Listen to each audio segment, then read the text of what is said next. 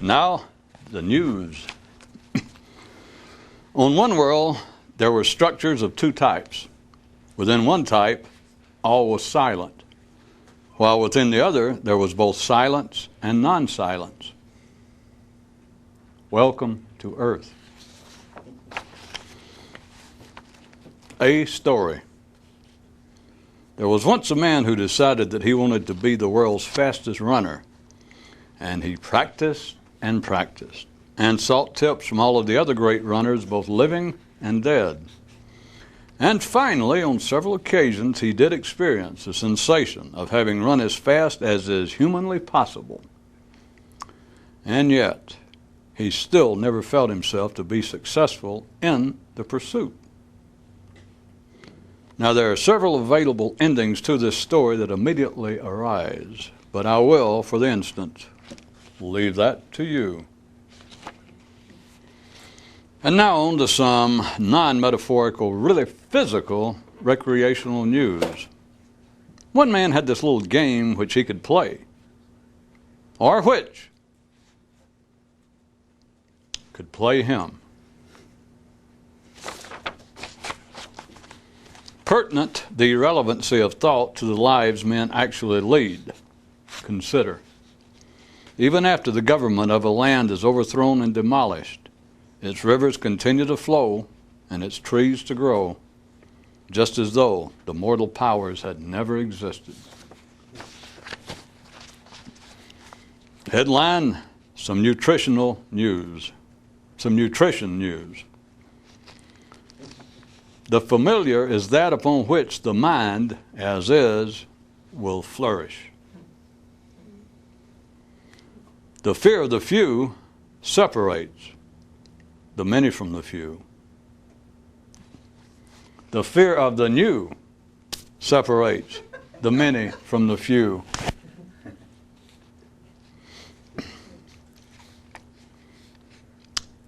Some nutrition news.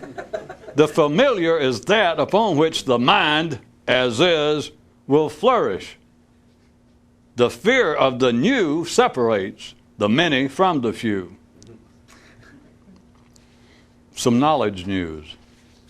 If you already know it, forget it.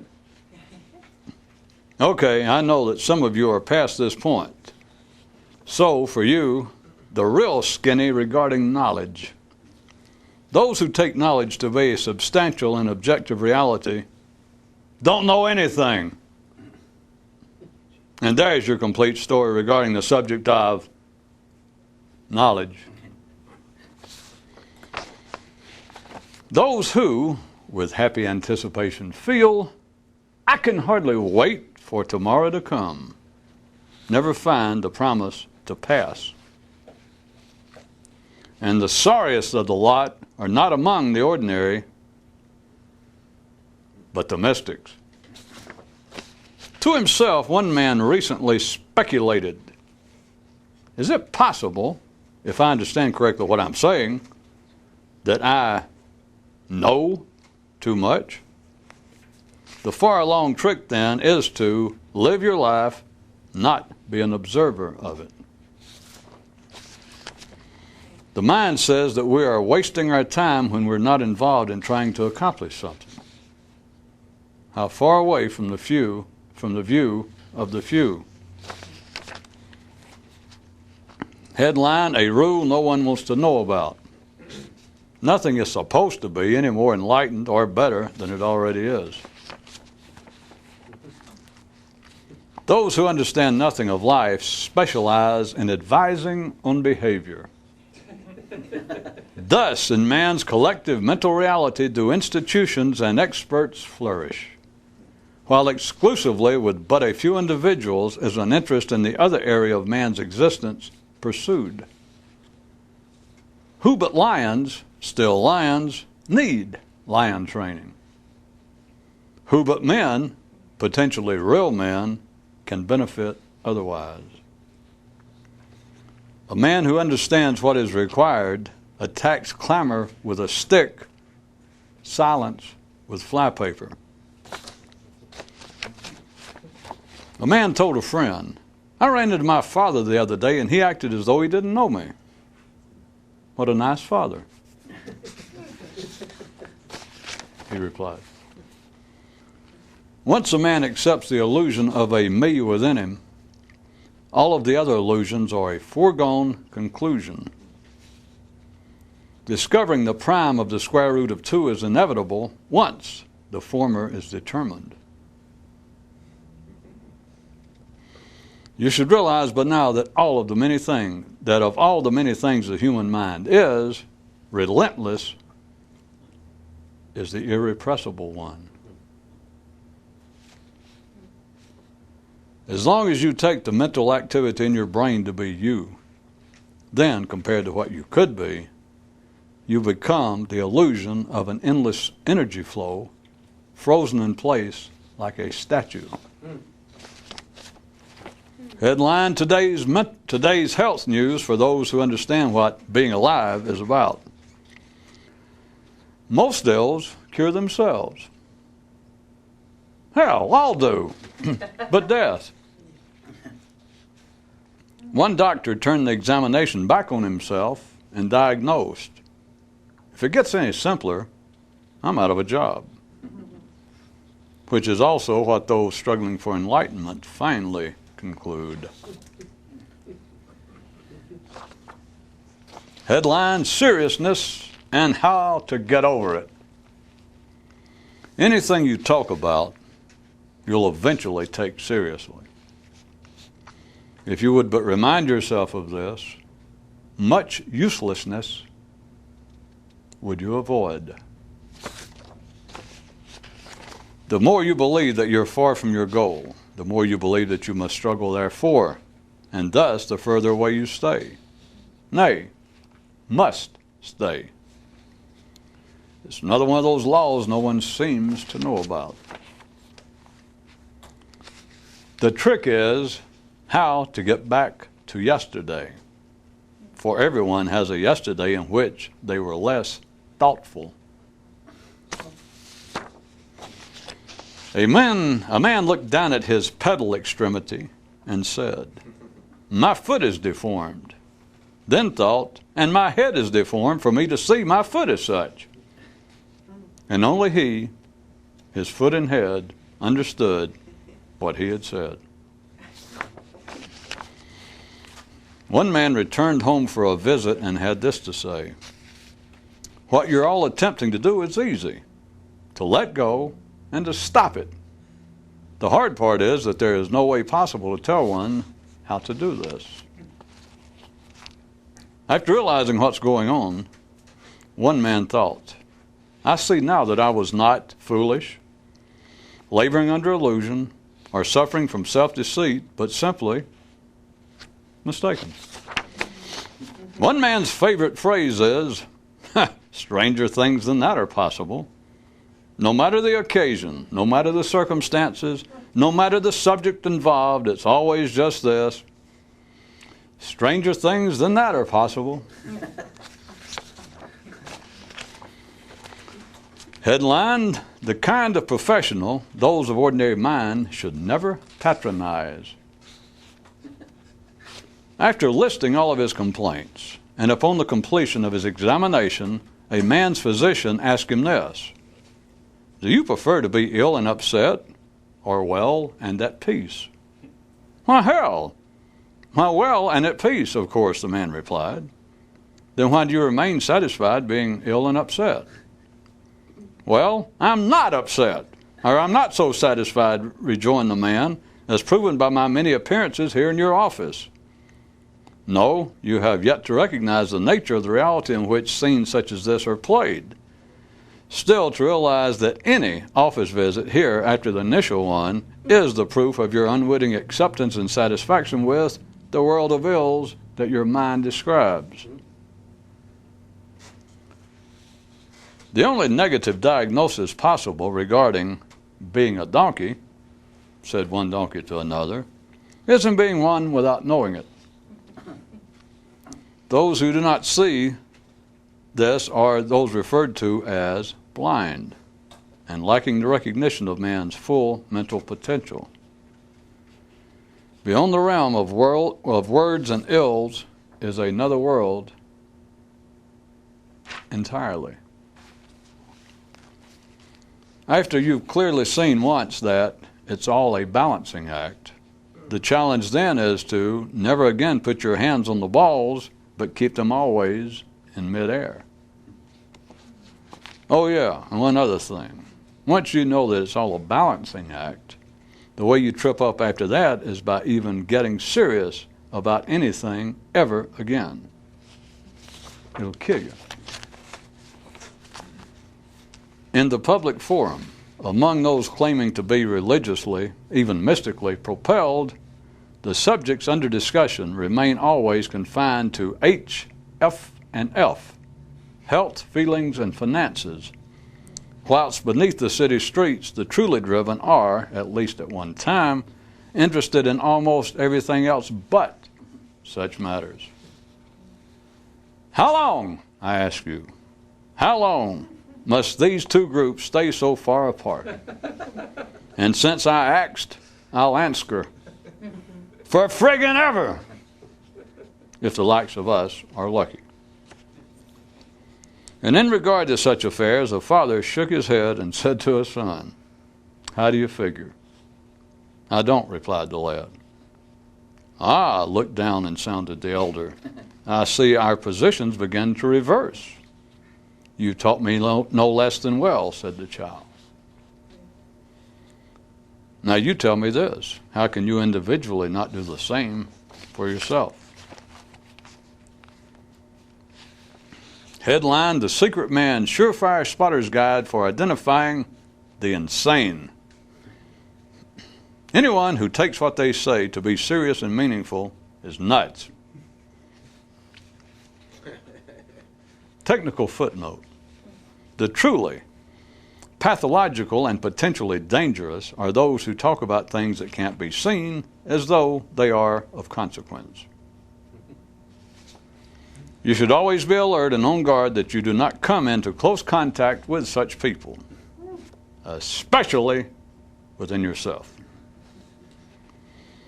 Here's to your good mental health. That is, that you be free from a mental life. Only a man with no concern about anything, that's A-N-Y-T-H-I-N-G, no concern about anything, can be called enlightened. A pig who believes he is in slop will in slop forever be. From our dictionary, a healthy man is he who does not let anything harm him that can't be seen, at least through a microscope. To be ordinary in the head is to be asleep, in the dark, and ill. And to be so ill is to be sick from invisible causes. And to be so sick from invisible causes is to be ordinary, asleep, and in the dark. Get it? Now do you see how it works? If you allow it. The virus that afflicts the few lives in words. And once you begin to get well, you realize that the virus is words. The non-standard physician then said, be quiet completely, and you won't have to call me in the morning. Or ever again. A man visited a mystic and said to him, we have the same last name. We might be related. And politely the mystic replied, I am not related to anyone, which the man instantly realized would have to be true. Only those who talk have kin, and only those with kin must sleep in. A tip to assist you in rearranging the furniture. After your perception of life entails no sense of time, there ceases to be any sequential lines of events.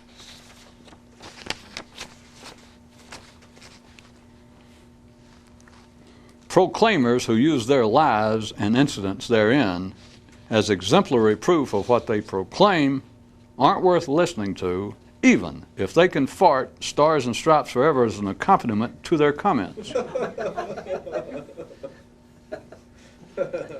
Think about it, since no one else will. Anyone who believes that there were lessons learned in their life that propel them to a self-proclaimed present state of higher awareness are simply suffering from imaginary altitude sickness.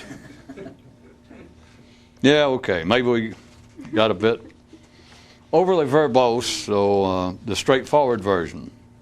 Anyone who talks about themselves, period, is a world-class know-nothing.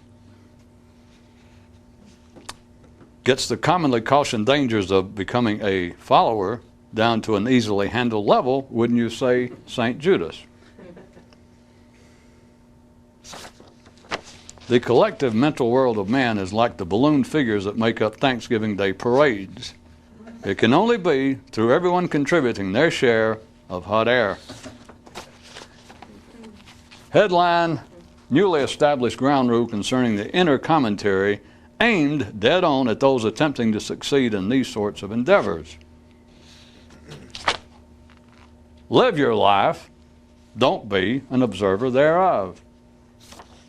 A man asked a wolf, why do you want to help the others awaken? So I can fuck all the other dogs and everybody else will look at me funny. One man asked another man, what do you think about enlightenment? I don't think about it. That wouldn't be enlightenment. On the same page. Headline, newly noticed fact regarding the study of man of particular interest to people looking into activities such as this. The only aspect of man profitable to talk about is talk. When it comes down to the bottom line regarding knowledge, what is the one thing that everyone doesn't want anyone else to know about them? The answer? That they don't know anything. Once you can peacefully live with this fact, you can bear up under anything in the secondary reality. Since then, you realize that both knowledge and the pressures of the collective world are both mental fancies. None but illusionary labors trouble the mundane Hercules. Men waste their energy worrying about being able to tell when they are being fooled and misled. An easy problem to handle. If you are a participant in talk, you're being fooled and misled. Papa, when I grow up, I want to be exceptional. Then don't grow up in a certain manner you must discover for yourself.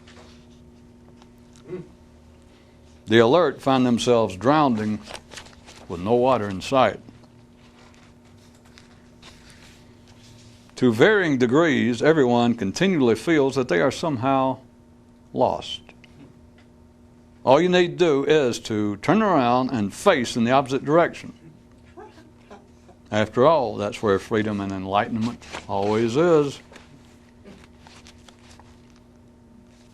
Headline, the eternal cosmic questions concerning guilt, totally answered and exposed. Talk equals guilt. No talk, no guilt. Media-related footnote. On planets where the inhabitants have long passed understanding this, they have only headlines and skip the stories. Does anyone get it? Poem pertinent to possible results of non-standard nourishment of certain herd animals. Through the noise and above the din, if this sort of knowledge does get in, it's the kind of feed that'll put you away, or at the least, offer your hay.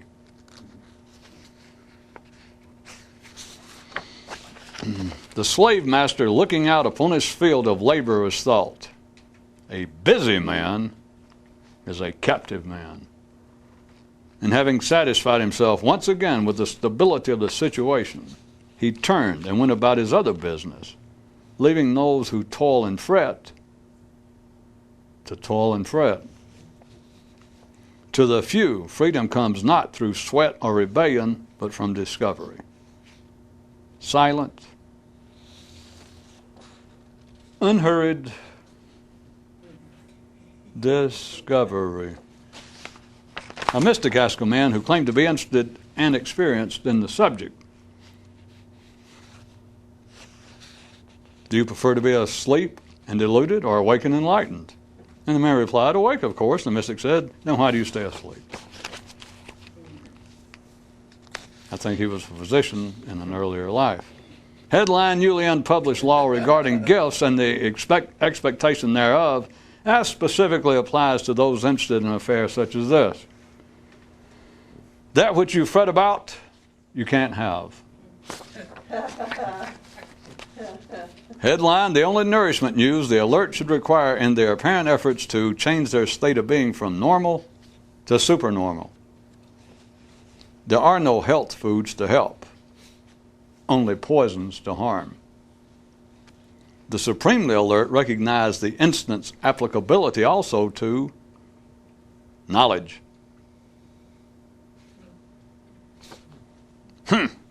The terminally perceptive further realize that silence is never malefic, while just the contrary is true of its opposite.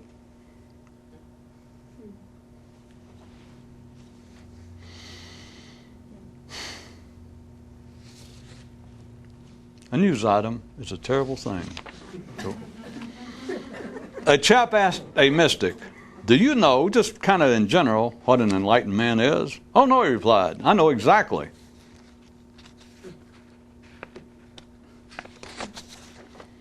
Only the awake differentiate between being distracted and being entertained.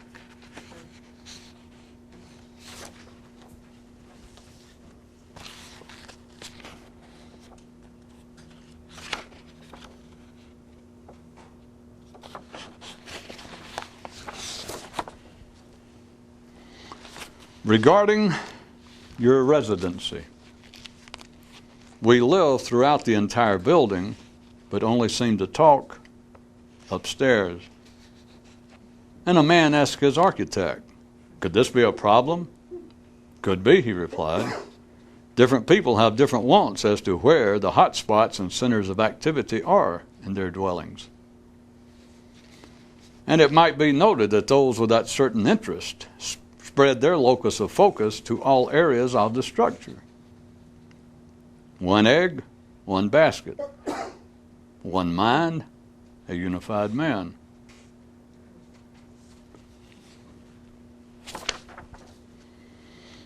Life puts everyone in original bondage.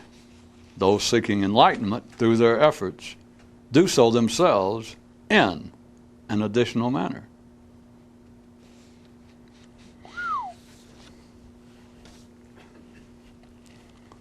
Through talk does density and ignorance reproduce and sustain itself. Through silence does understanding. Headline: the complete basis for the apparent logical and self-corroborating reality of the mind's world, fully explained and laid bare in 9 words, 47 letters.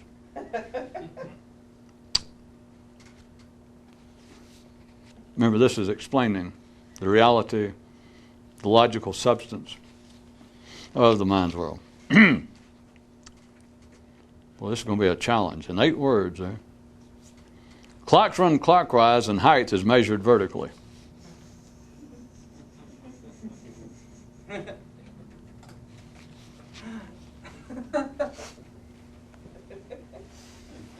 Once upon a time, long, long ago, and far, far away, there was a man who had this private motto: too much too soon, not enough later on. And of course, never forget what that man said more recently and closer to home: nothing can help, but everything can hinder, if you let it. One man offers us his latest suspicion. He says he's beginning to believe that if life didn't hear you talking all the time, that you might well be spared much of the general rain that falls on everyone.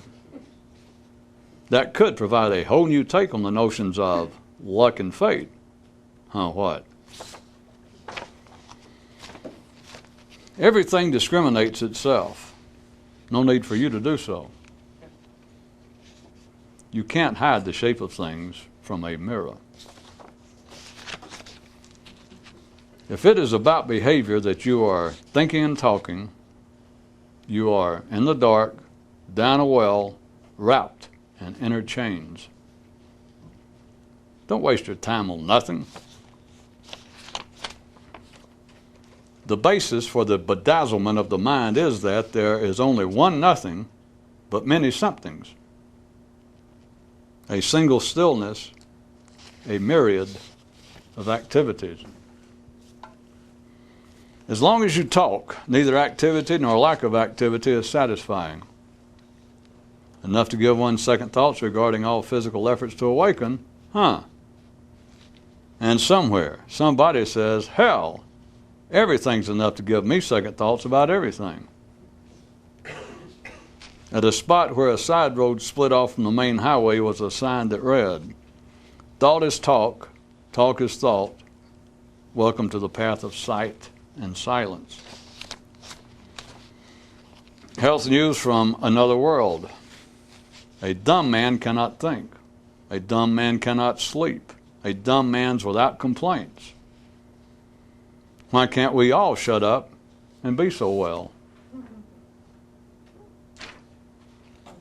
Our thought for the day. If you're not physically starving, then all of your problems are due to your own inner commentary. Newly brought forward, thing to do, notion to pursue. Investigate, then answer yourself this.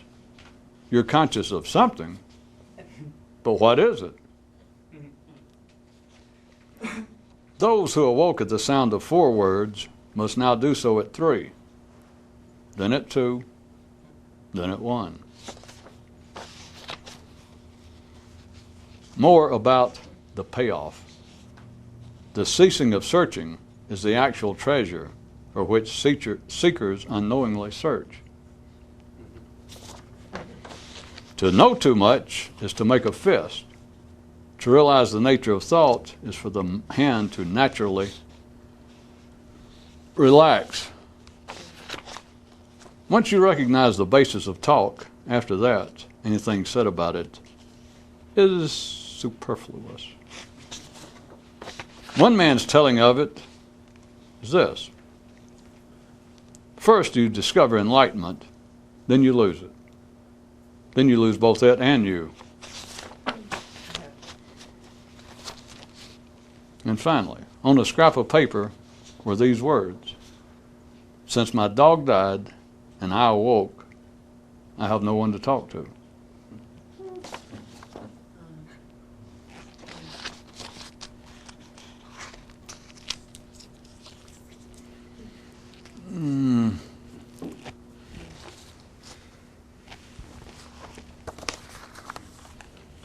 Since the subject of knowledge seemed to have reared its lovely, locked head, as did the subject of talk,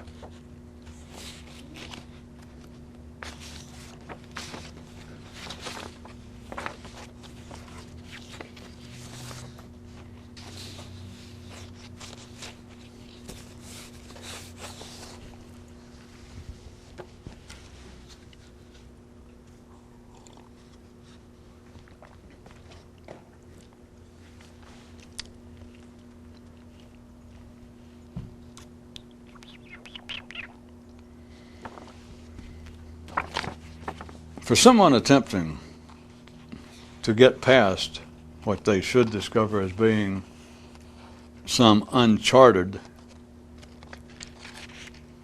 the uncharted limitations of knowledge, which are so severe as to render, once you get off the merry-go-round of the mind, of sequential thought, as to render the whole concept of knowledge as foolish.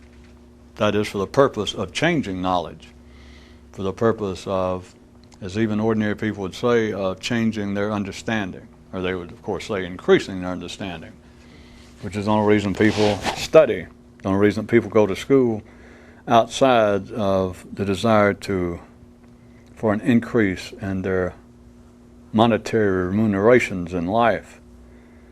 The only reason that people recreational read outside the nonfiction area. The only reason that people in the beginning, and many people still, would listen to such as this, if they're interested in it, whatever the hell it is, and you ask them, why do you listen to that? Do they give door prizes? Do they have free beer? They give out hot dogs and door prizes? And you go, no. And you go, well, what's the purpose? Well, I learned something. All of this on the basis, the unquestioned basis, and the certainly non-negatable basis, if you're still on the merry-go-round, but this is all operating on the basis that additional knowledge in some way is an improvement in whatever the area is. This is done on the basis also that no one recognizes that knowledge is made up, and that to add new knowledge to what's already there is nothing.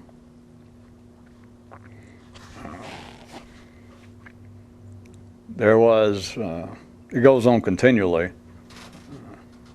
There's one example in the area of psychiatry. As they continue to change names, they do it in politics, they do it in a slower area. It's not important, but it happens some in religion.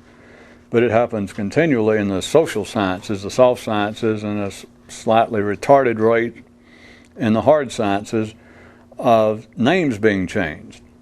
And the explanation is the descriptions, laws. In science, they support it, they say, by reproducible experiments, that if the world of matter, just making this crudely, if the world of matter now is ruled by the different laws of quantum mechanics as opposed to Newton's mechanical laws, they would say it's because it was not that Newton was incorrect at the time, and all of his mathematical models of what gravity was and etc. But it took an Einstein, and it took several generations of people to continue investigation, and so now we have a greater understanding. The knowledge has moved forward. In the social sciences, they go from describing people as being, in times past, of just being crazy, to now saying that the people are not crazy, they're not nuts. We shouldn't say that because it doesn't tell you anything, but that we now, if we got somebody who is a thief, and they'll say the person is not simply a thief, they're suffering from kleptomania, from a known, describable, or they'll say, well, this young girl over here that weighs 22 pounds and is 22 years old, that won't eat, that refuses to eat, she's not crazy. She is a victim of a known identifiable psychological illness, anorexia nervosa. This is taken as being progress. It is no such thing. It's not progress, but it is no such thing. If what you're dealing with is a pure fabrication, if it is fancy, then how can the changing of the fanciful terms be progress? It's not even an addition of anything.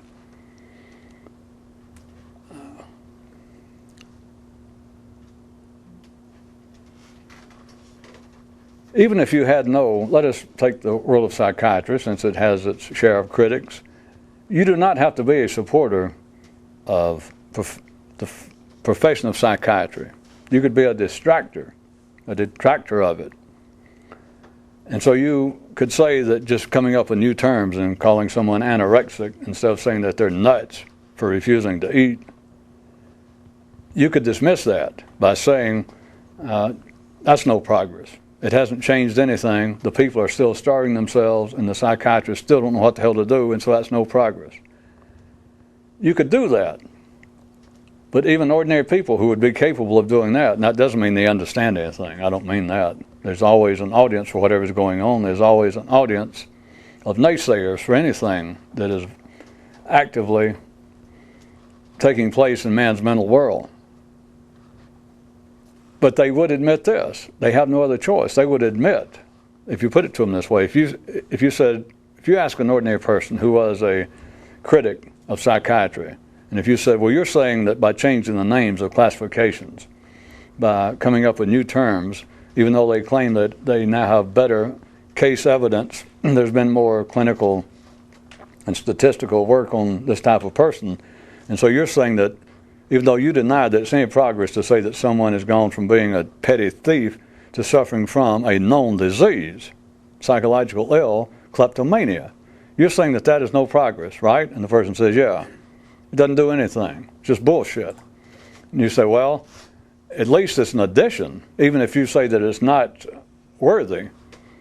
It is additional knowledge of some kind, right? From their view. He said, well, yeah, it's something new because at one time there was no such term as kleptomania. At one time there was no such term as anorexia nervosa.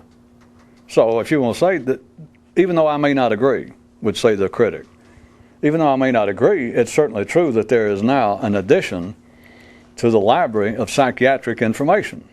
Whether I agree with it, whether I think it's valid, whether I think it is useful or not, but you're correct. At one time there was no such knowledge, there was no such term, and everything that implies of anorexia nervosa or of kleptomania.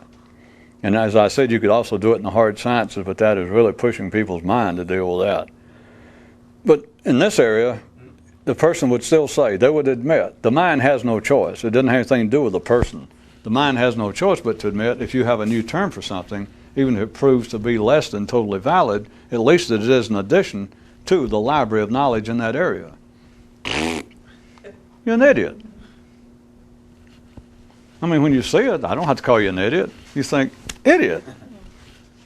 50 years an idiot. 50 years of hearing everybody.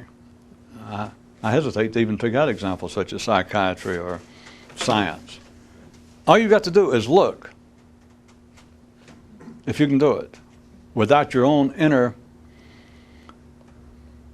unabating annotating as to what's going on in life. If you simply look, that is, and also listen to what's going on, all of the discussions, the debates, the discoveries in man's world, it's like a 3-card game. There's only 3 cards laying there, and you walk up, and they can play with the cards forever.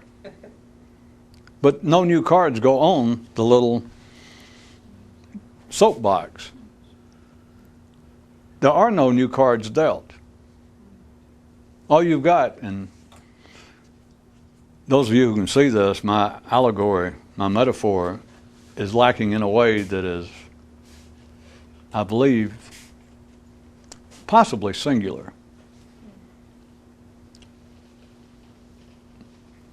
Because to say that there are no new additions in a fanciful world,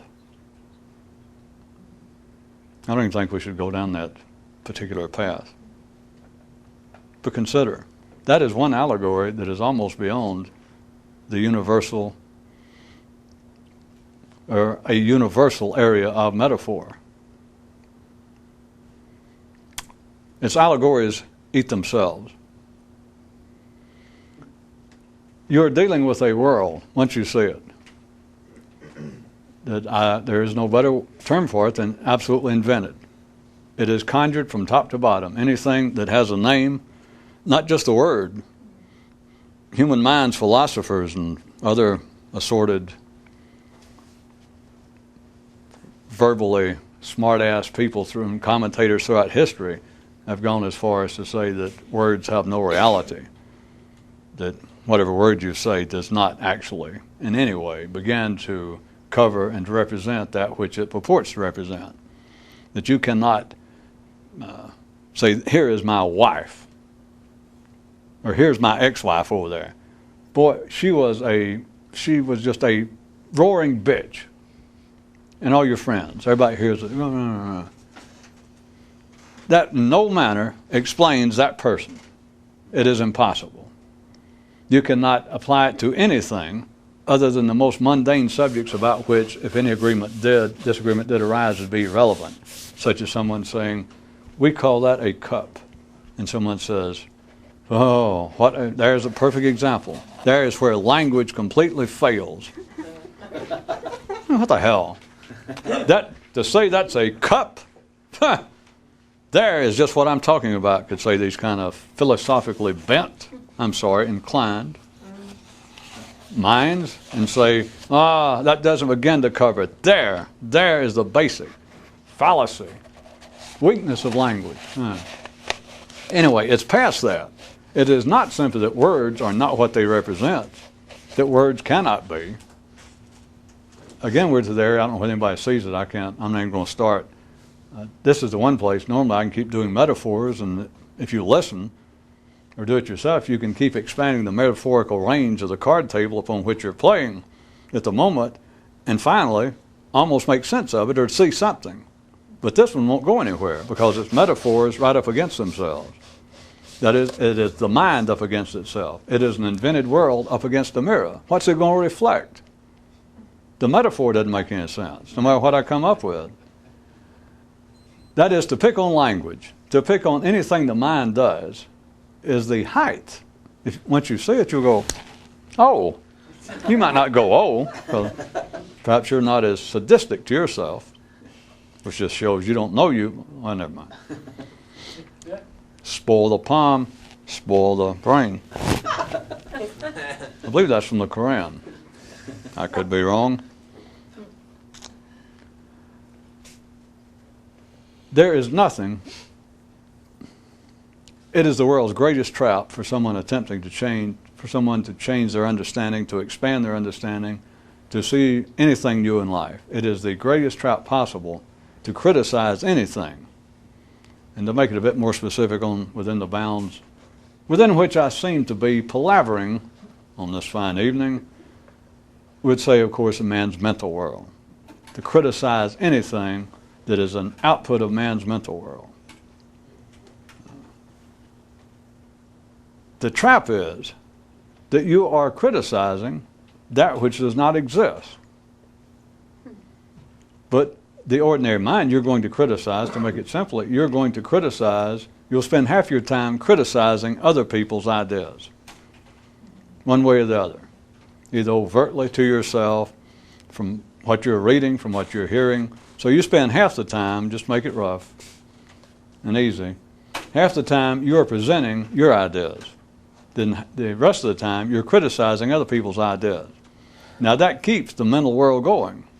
If you didn't understand the news item, I compared man's mental world, the collective mental world of man, is like Macy's big Thanksgiving Day parade. I assume everyone knew, with these huge balloons, normally of cartoon figures.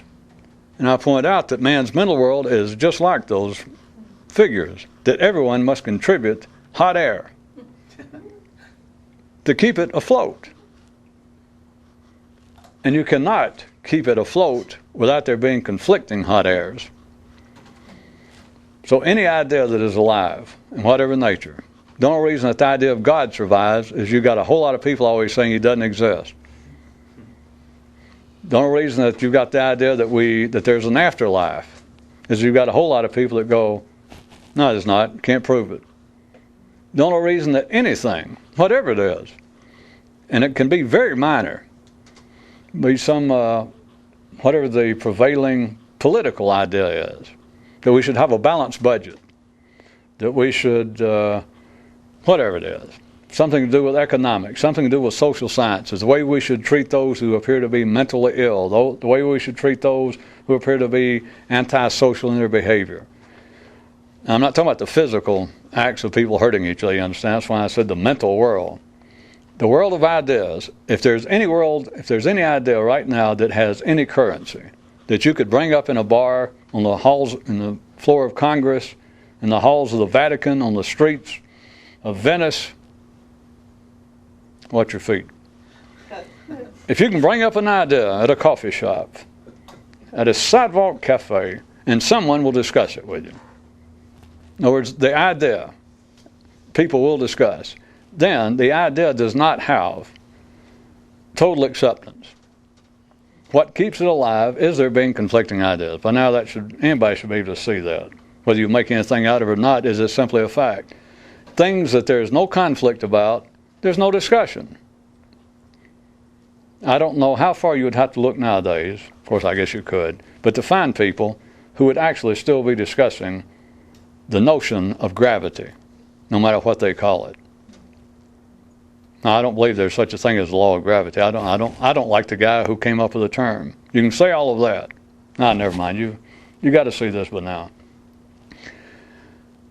So it is necessary that there be conflicting views, that is, that generally half the views, half the attitudes toward anything, any idea that's alive on this planet, now, at any time, in the past, in the future, if the idea is alive, then there's got to be a large amount of criticism. But here's the point. The trap is, if you're attempting to see beyond the normal range of what people understand in life, including the geniuses, is to understand that you're criticizing something that does not exist. It's not the fact of criticism itself, which is about as far as people even get in speculation, ordinary people, which is the idea that manifests itself like, well, we shouldn't criticize one another's religion because we're all on the same path to God. That almost sounds good, except there's no such thing as God. I mean, what's the idea of saying, well, we're on the same path? No, you're not. There's no such path. You're a moron. I mean, to take it seriously, you're an idiot. So the point is, it's not to criticize something. That's not the danger. Even though people, as I said, ordinary minds have gotten that far off and on, and you can still round up some amens for that to say, well, we should not be so critical. Yeah, you're right. There's probably some area of agreement, such as in religion, such as in politics. We must sit down and reason that there's some basis of agreement. You're crazy. You're not anorexic, unless you want to use it metaphorically. You are very short. You have no weight, no flesh on your gray cells. They are skin and bones and about to pass away and blow away. You're an idiot. I'll do it again. I end up here, I am sounding like a Jimmy Swaggart stand-in. By God, you're an idiot. No, you're not. But notice, ordinary people can hear that, and about half of them go, yeah, people are idiots. And about half of them go, who the hell are you talking to? I'm no idiot. Of course, that's a dangerous thing, that you're not an idiot of everybody. Anyway, back to it's simply this. The rest of this is indeed screed. Anything you talk about literally does not exist from top to bottom. It simply does not exist. And there is no way to say it simpler. And when you see it, assuming you do have a more tender forehead than I do, you'll want to find me and go, idiot! But go ahead and do it yourself in case I'm not available. Or maybe slap your thigh. Anything will do. Or hit a table.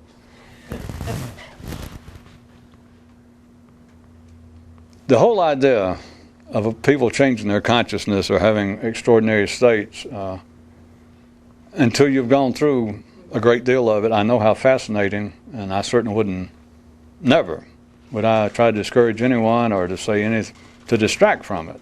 But once you get past a certain, at least a few experiences, a certain time involved after having such experiences, you have got to see one thing.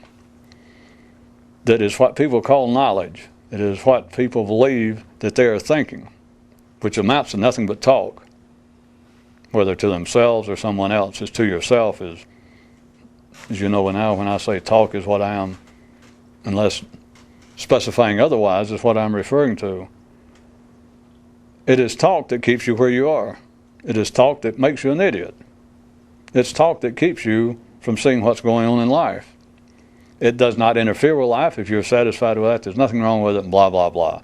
Talk is what has produced fans, television, lights, the laws of gravity, not things falling with the laws of gravity, mental hospitals, shock treatments, Prozacs, rabbis, ministers, sociologists, social workers, counselors, traffic cops, meter maids, lawyers, convicts.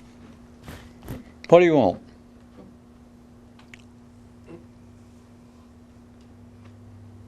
Every time you talk, what you're doing is just saying, I'm an idiot, I'm a moron. If you're talking, for those of you that might be watching this and you think you missed anything, if you're thinking, are you happy? If you're talking, you're an idiot. Whatever you're talking about means nothing. No matter what you're talking about, you don't understand it. If you understood it, you wouldn't be talking about it. There's nothing to say. There's nothing to know. And it appears absolutely otherwise. If you're on the knowing carousel. Because every time you get new knowledge, every time you hear about new knowledge, people taking notes, people going to classes, people buying the latest book, people saying, well, I have some new, really useful information. They buy new books on how to awaken. New information discovered about the life of Abraham, of Muhammad. New facts, heretofore unknown. And you think, oh, I'm getting somewhere now.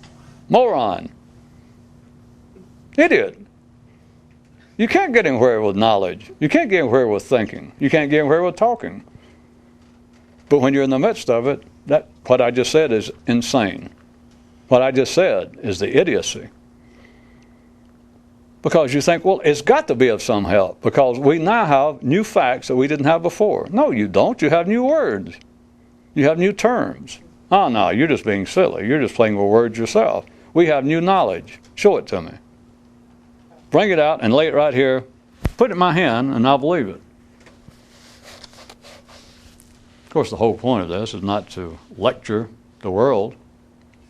It's you. You think, well, and it happens so subtly, it's why I draw out these very crude and bombastic at times examples, because to yourself, you cannot, it's hard to come up with a continuing sensation, even on a periodic, spasmodic basis, that you are dealing in knowledge with yourself. What you're doing, you're just used to this habitual running through your head of you annotating, commenting totally on what's going on, which all you're commenting on is commenting.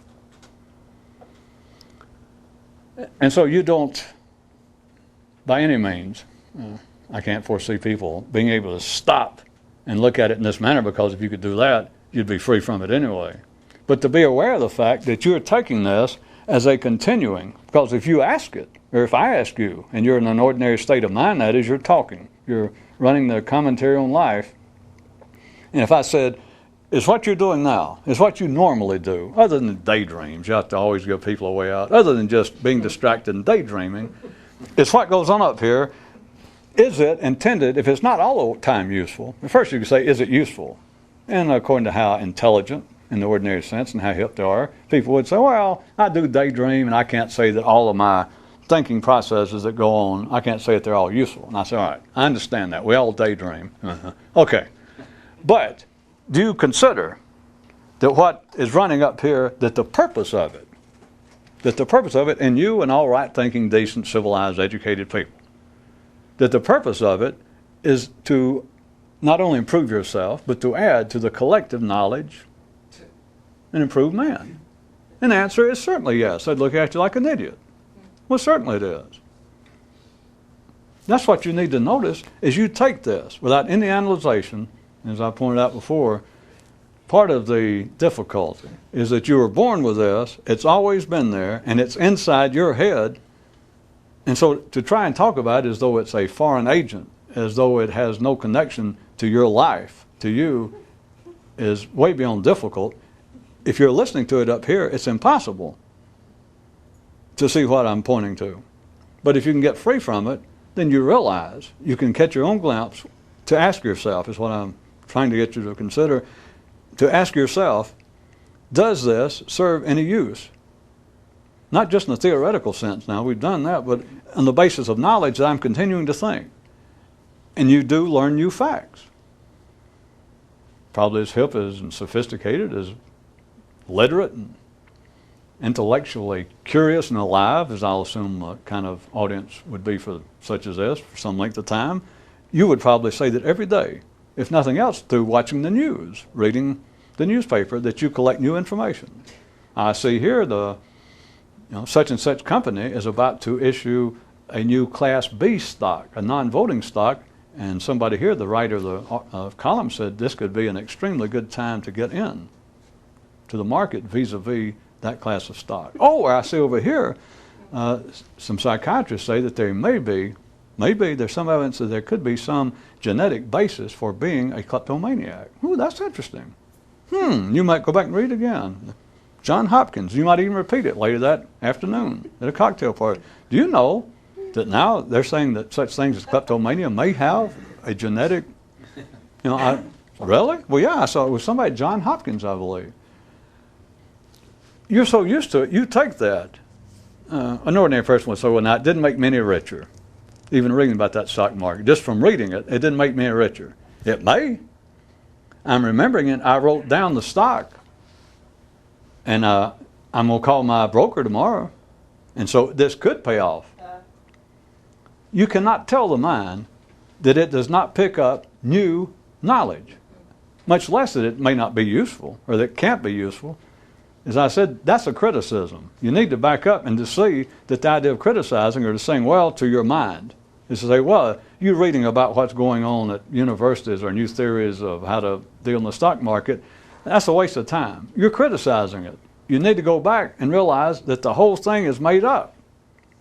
That's what you got to keep looking for. And it's like a door that opens, you get glimpses of it. You can't prove it. I can't talk you into it, and I sure as hell can't hector you into it. But it's not open to criticism. It's foolish. The only thing foolisher than the mental world is criticisms thereof. So I can say that the only way to be dumber, more moronic, more ignorant than the average person, than an ordinary person, is to criticize the ordinary world. But even that doesn't help you much, because if you're that ignorant, you can't even see it. Even if you become twice as ignorant. There's a great cosmic New Age law that says you cannot rise above your ignorance in life, or something like that. That only those super ignorant can see how ignorant they are. No, wait a minute. If you're ignorant, wait a minute, I'll get it. I read it in a book or something. If you're ignorant and then you are twice as ignorant, then you've got to be more non-ignorant than everybody else to even realize that you're more ignorant. Is that it?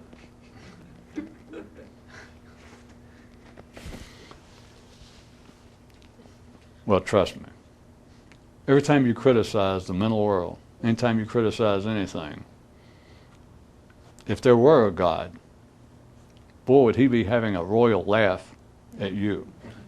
I just want you to know that. Maybe that'll help. When you're desperate, try guilt.